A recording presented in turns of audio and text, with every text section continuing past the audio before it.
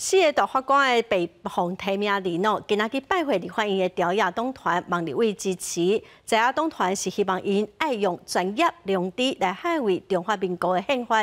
立法院会伫14到21会召开头一届的临时会，来处理大法官人事的动议权。大法官被提名人蔡彩晶、朱富美、陈忠武甲尤碧祥，14早起伫总统府秘书长林佳龙的陪同之下，去立法院拜会各党团，希望会当有行使动议权的支持。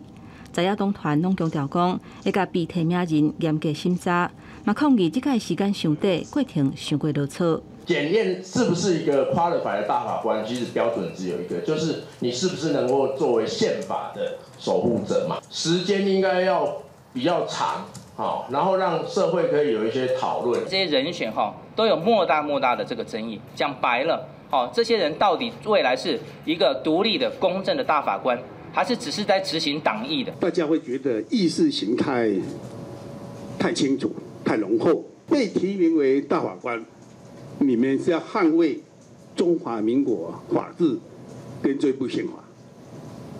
希望你们拿出你们的专业，拿出你们的良心。国民党团总召集人陈明忠伫见面时阵讲，3年前参与宪法法定的时阵，也看过有名的大法官伫开庭的时阵竟然伫独居，呼吁被提名人应该为国家社会捍卫法治，毋是为执政党来服务。